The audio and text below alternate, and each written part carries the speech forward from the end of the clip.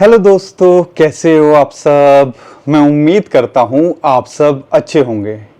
Bitcoin कल रात 1,12,000 dollar के भी पार चला गया था, लेकिन एक रेजिस्टेंस है जिसको ये फेस कर रहा है और कहीं ना कहीं वो एक इम्पॉर्टेंट रेजिस्टेंस होती है और पिछले 1-2 दिन से वो कोशिश कर रहा है उसको ब्रेक करने की, लेकिन वहां अभी रिजेक्ट होता देखने को मिल रहा है।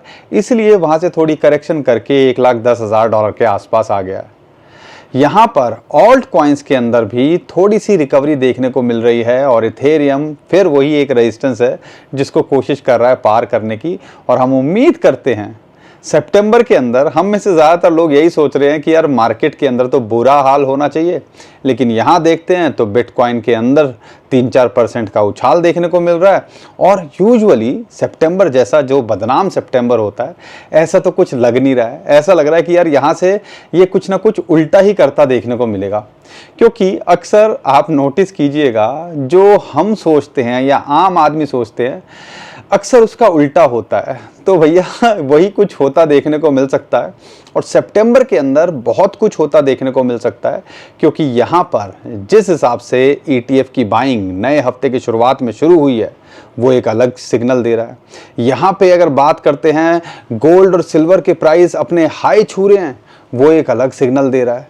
और यहाँ पर फेड के इंटरेस्ट रेट कट होने के जो चांसेस बढ़ गए हैं और लगभग कह लीजिए ऐसा लग रहा है कि होता देखने को मिलेगा, क्योंकि जो सिग्नल जो डेटा निकल के आ रहा है वो इसी तरफ इशारा दे रहा है। तो उससे एक और माहौल बनता देखने को मिल सकता है और यूएसए की मार्केट भी ऑलमोस्ट S&P 500 की बात करते हैं अपने ऑल टाइम हाई को छू रहा है। तो कहीं ना कहीं पूरा का पूरा माहौल तो बन रहा है, लेकिन बिटकॉइन के अंदर थोड़ा सा प्रेशर है और वो क्यों है थोड़ा सा समझाने की मैं कोशिश करूंगा आपको, और बहुत कुछ बताने की कोशिश करूंगा। सितंबर के महीने के अंदर हमें उम्मीद है कि बिटकॉइन या इथेरियम या सोलाना बहुत अच्छा करते देखने को मिल सकते हैं और सितंबर से एक रैली ट्रिगर हो सकती है, खास कर 17 सितंबर या आप कह लीजिए लास्ट वीक और सेकंड लास्ट वीक ऑफ सितंबर से। और ये सारी बात मैं इस वीडियो के अंदर करने वाला हूं। और जो डेटा निकल के आ रहा है बिटकॉइन ETF के बाइंग ऑल टाइम हाई पे, लेकिन जो एक्सचेंजेस पे रिजर्व है वो ऑलमोस्ट लो है और तेल तो तिलों में से निकलना है। और हम सब ये जो बड़े बड़े मैन्युपुलेटर्स हैं, बिग वेल्स हैं, इंस्टीट्यूशन हैं, उनके तिल हैं और हम में से ही तेल निकालने की कोशिश की जा रही है ताकि आगे का माहौल बनाया जा सके। शॉर्ट टर्म में क्या लगता है, बुरे हालात के अंदर नीचे भी आ जाए तो किस लेवल तक आ सकता है, उसको भी समझने और समझाने की मैं कोशिश करूंगा। और कुछ कॉइन्स के बारे में बात करेंगे, बड़े कॉइन्स जो लगता है एक मोमेंटम में सितंबर के अंदर आते देखने को मिल सकते हैं। और कम से कम आपको ये 3-4 महीने जहां इतने साल झेल लिया, जहां इतने महीने झेल लिया, जो कॉइन्स अभी बॉटम के आसपास हैं, अगर होल्ड करके रखे हुए हैं तो हमें उम्मीद है उनके अंदर भी कुछ ना कुछ करंट आता देखने को मिल सकता है। लेकिन उसके लिए कहीं ना कहीं टिकने की तो कोशिश करनी है। तो बहुत कुछ इस वीडियो के अंदर बताने और समझाने की मैं कोशिश करूंगा।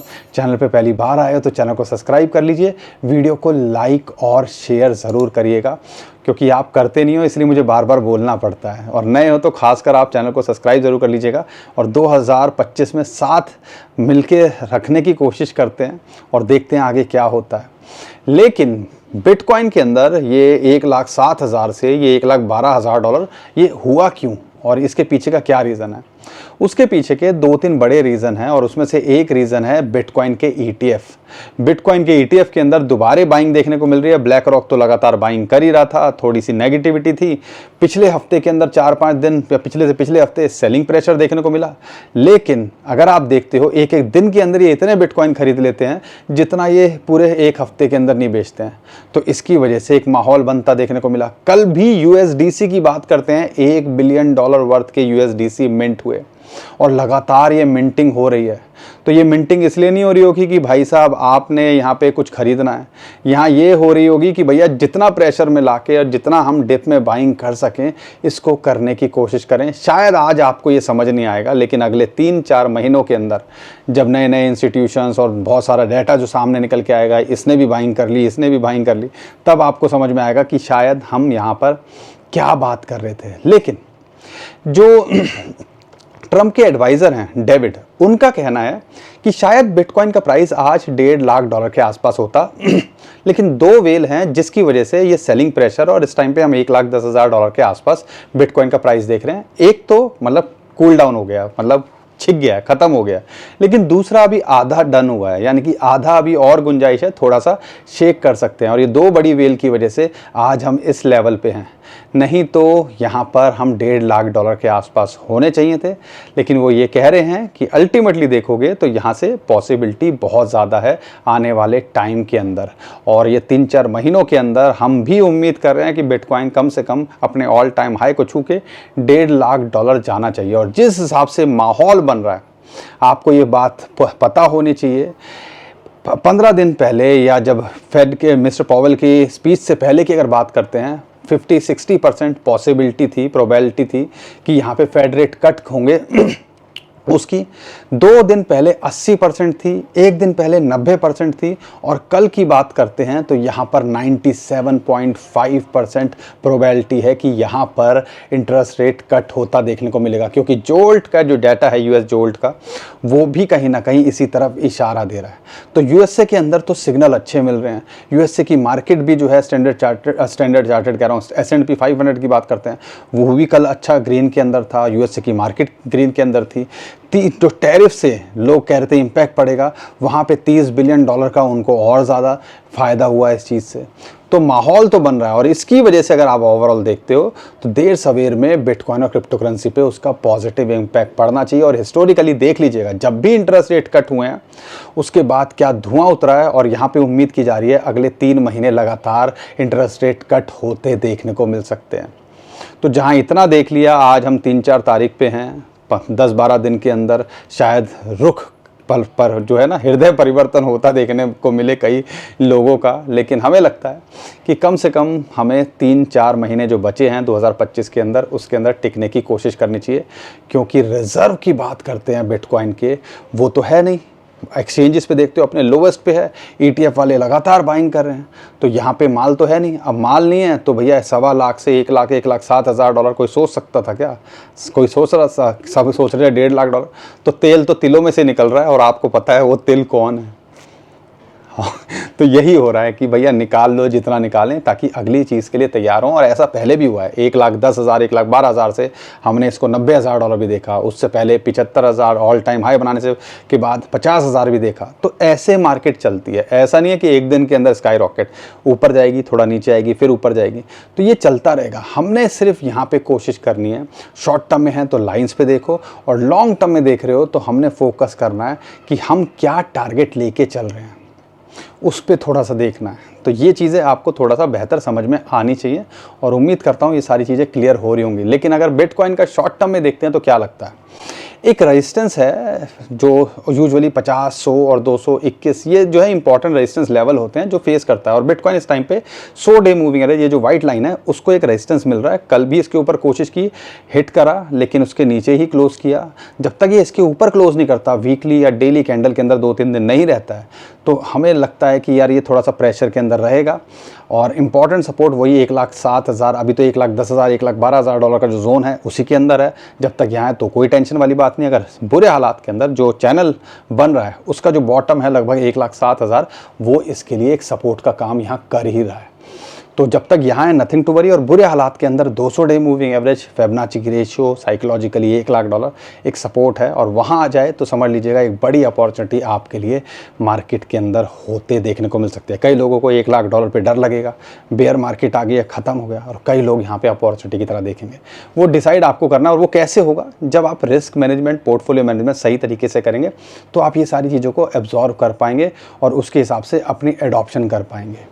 तो ये सारी चीज़ें आपको नज़र में रखनी है। अगर यहाँ से ब्रेकआउट करता है 1,12,000 के जो एक रेजिस्टेंस है $1,11,700 100 डे मूविंग एवरेज, उसके पार जाता है तो हमें लगता है ये दोबारा से $1,13,000 पे एक रेजिस्टेंस है। लेकिन अल्टीमेटली एक रेजिस्टेंस $1,15,000 $1,16,000 पे 50 डे मूविंग एवरेज की बात करते हैं, या वो चैनल जो असेंडिंग चैनल है उसका बॉटम की बात करते हैं, अगर उसको पार करता है तो ये दोबारा से $1,20,000 और $1,15,000 हम ज़्यादा शॉक नहीं होंगे कि Fed rate interest rate cut करता है, फेड जो है, तो यहाँ पर वो ऑल टाइम हाई भी बना दे इस महीने में, तो हम ज़्यादा शॉक नहीं होंगे। क्योंकि वही है कि हमारी किस्मत वही है जो हम आम आदमी सोचते हैं, यूजुअली उसका उल्टा होता है। और आने वाला टाइम पता ही देगा कि उल्टा हुआ है या सही हुआ है। क्योंकि बहुत कुछ चलता है मार्केट के अंदर और हमारे माइंड से कैसे खेलते हैं ये आप अगर 2-4 महीने से भी इस मार्केट के अंदर हैं तो आपको पता होगा। उम्मीद करता हूँ आपको मेरी बातें समझ में आ रही होंगी। और इन शॉर्ट मेरा कहने का मतलब है 2025 में टिकने की कोशिश करो। बिटकॉइन, इथेरियम अपने ऑल टाइम हाई दोबारे बनाते देखने को मिल सकते हैं और आने वाले टाइम के अंदर सोलाना या बड़े कॉइन्स के अंदर एक मोमेंटम आते देखने को मिल सकती है। और फिर देर सवेर में आपको जो कॉइन चिंकू पिंकू भी लेके बैठे हैं, शायद देर सवेर में वो कुछ ना कुछ फड़फड़ा के यहाँ पे हमारी रिकवरी कराने में कोशिश करें। उम्मीद करता हूँ आपको बात समझ में आ रही है। समझ में आ रही है तो भाई को सपोर्ट किया करो, वीडियो को लाइक और चैनल को सब्सक्राइब कर दिया करो, बिना कहे भी कर दिया करो कभी कभी। लेकिन वही बात है, कई लोग कहते हैं कि आप बोलते हो क्योंकि आप करते नहीं हो, आप कर दो तो मुझे बोलने की ज़रूरत कहाँ पड़ेगी। लेकिन यहाँ पर इसके अलावा देखते हैं तो क्या लगता है। ऑल्ट कॉइन्स के अंदर इथेरियम की बात करते हैं तो इथेरियम एक रेजिस्टेंस फेस कर रहा है 21 डे मूविंग एवरेज, जो कि $4400 के आसपास आता है। उसके ऊपर ये क्लोज करने में कोशिश कर रहा है। अगर इसके ऊपर क्लोज करता है तो हमें लगता है ये ऑल टाइम हाई को दोबारा से ट्राई करता देखने को मिलेगा। और पर्सनली अगर मैं बात करता हूँ तो मुझे नहीं लगता कि यहाँ पर इसको ऑल टाइम हाई ब्रेक करने में ज़्यादा या टाइम लगने वाला है। लेकिन हाँ, अगर एंट्री के लिए देख रहे हो तो एक इंपॉर्टेंट सपोर्ट इसको 50 डे मूवी एवरेज की $4000 के आसपास एक सपोर्ट भी है और एक इंपॉर्टेंट सपोर्ट 3350 पे है। तो ये जो दो लेवल हैं, अगर एंट्री के लिए देख रहे हो वहाँ देखना है। लेकिन अगर इस रेजिस्टेंस को ब्रेक करता है जो 21 डे मूविंग एवरेज है तो लगता है 4500 और ये $5000 को जल्दी ट्राई करता देखने को मिल सकता है। और इस बुल मार्केट के अंदर $6500 से $7000 हम भी एक्सपेक्ट कर रहे हैं जाता देखने को मिल सकता है। लेकिन बहुत सारे एक्सपर्ट इसको 8 से 10 कहीं तो 20-20 हज़ार डॉलर बोल रहे हैं, हम उतना नहीं देख रहे हैं। और जब सिचुएशन हमारे लेवल पे आएगी, बिटकॉइन 1.5 लाख पे होगा, इथेरियम ये $6,500-7 हज़ार डॉलर पे आता है, तो हम अपनी स्ट्रेटेजी देखेंगे कि भैया माहौल क्या है। हम भी कोई कसम खा के नहीं बैठे। लेकिन हाँ, प्रॉफिट बुकिंग और प्रिंसिपल बुकिंग हमने ऑल टाइम हाई पे यहाँ करनी चाहिए, ताकि सिर्फ प्रॉफिट में रहा है तो फिर कैरी फॉरवर्ड करें तो रिस्क नहीं रहता है। जब तक प्रिंसिपल रहता है ना तो कहीं ना कहीं दिल की धड़कनें बड़ी रहती है। अपना पैसा निकल गया उसके बाद तो टेंशन फ्री रहता है हर कोई। तो ये थोड़ी छोटी छोटी चीज़ें हैं जिसको आपको risk management, portfolio management, profit booking ये क्यों ज़रूरी होती है। लॉस लेना भी कई बार ज़रूरी होता है। तो वो क्यों होता है, ये स्ट्रेटजीज़ हैं, अपने अपने हिसाब से हर कोई डेवलप करता है। आप भी उस चीज़ पे फोकस करो ताकि यहाँ पे कम नुकसान हो और चांसेस आपके पैसा या जो थोड़ा सा अच्छा करने के ज़्यादा बन जाए। अब इसके अलावा दूसरे कॉइन्स की बात करते हैं। सोलाना एक मोमेंटम के अंदर आता देखने को मिल रहा है। $200 के ऊपर ये मेंटेन करने की कोशिश कर रहा है। अगर एंट्री देख रहे हो 185 और $160 के आसपास बनती है, लेकिन इसके पार जाता है $220 जहाँ पे फिबोनाची की रेशियो 0.618। तो हमें लगता है ये भी अपने ऑल टाइम हाई को छूता देखने को मिल सकता है। और इस बुल मार्केट के अंदर ये भी $450-500 जाता देखने को मिल सकता है। BNB की बात करते हैं, एक ऑल टाइम हाई इसने बनाया है, लेकिन पूरे चांसेस हैं। कई लोग इसको $2,500 भी बोलते हैं, लेकिन हमें लगता है कि हाँ ये 900 तो ऑलमोस्ट आ ही गया। $1000 तो छूने का पोटेंशियल रखता है। लेकिन जब माहौल बनेगा तो यू नेवर नो, शायद ये और अच्छा परफॉर्म करता देखने को मिले। लेकिन हम इससे बेटर है कि दूसरे कॉइन्स में जो अभी तक कुछ खास परफॉर्म नहीं किया उसमें डाइवर्सिफाई करें तो ज़्यादा बेटर यहाँ पे रहता है। सुई के अंदर देखते हैं, वही $3 के आसपास सपोर्ट मिली 200 डे मूविंग एवरेज की, वहाँ से बाउंस बैक करता देखने को मिल रहा है। एक रेजिस्टेंस है $4 के आसपास, लेकिन उसको पार करता है तो हमें भी लगता है ये ऑल टाइम हाई को छूता देखने को मिल सकता है। लिंक के लिए $20 और $16-17 का अगर आपको एंट्री मिले तो यहाँ फोकस करना है। लेकिन अभी फ़िलहाल यहाँ पे $23 के आसपास, $24 पे ये ठहरा हुआ है। बिटकॉइन के मूवमेंट का ऐसा लग रहा है इंतज़ार कर रहे हैं। $28 का रेजिस्टेंस है, फिर $34 है, लेकिन उसके पार जाता है तो ये भी आपको अच्छा करता देखने को मिल सकता है। तो बहुत सारे कॉइन्स हैं। बड़े कॉइन्स के अंदर अगर आप बने हुए हो तो हमें उम्मीद है वो देर सवेर में आपको अच्छा करते देखने को मिलेंगे। बिटकॉइन ने ऑल टाइम इसी साल में बनाया है, इथेरियम ने अपना ऑल टाइम इसी साल में बनाया है, BNB ने अपना ऑल टाइम इसी साल में बनाया है, XRP की बात करता हूँ, अपना ऑल टाइम इसी साल के आसपास छूने की कोशिश करी है। तो टॉप 5 टॉप 10 कॉइन्स के अंदर से देखते हो तो सारे ऑल टाइम हाई के पास में है। तो हमारे कॉइन का भी नंबर देखते हैं कब आता है जो आप लेके बैठे हो, बाकी टाइम बता ही देगा। लेकिन जिस हिसाब से चीज़ें निकल के आ रही हैं, जिस हिसाब से डाटा निकल के आ रहा है, यहाँ पे अभी बहुत कुछ होना बाकी है। और सितंबर जो रेक्टेंबर का ही बोल रहे थे, तो हो सकता है ये पंपटेंबर भी बनता देखने को मिले कई लोगों के लिए। बाकी वक्त बता ही देगा। उम्मीद करता हूँ आपको हमारा कंटेंट अच्छा लगा होगा। वीडियो पसंद आई है तो वीडियो को लाइक, चैनल को सब्सक्राइब कीजिए, ट्विटर टेलीग्राम को हमारे फॉलो कर लीजिए, नीचे जो डिस्क्रिप्शन में लिंक है उसी से हमें फॉलो कीजिएगा। बहुत सारे स्कैमर हमारे नाम से स्कैम करने की कोशिश करें, उससे भी आप बच पाओगे। अभी के लिए विदा लेता हूँ। खुश रहिए, मुस्कुराते रहिए, कमाते रहिए। आपका दोस्त पंकज। थैंक यू, नमस्कार, धन्यवाद।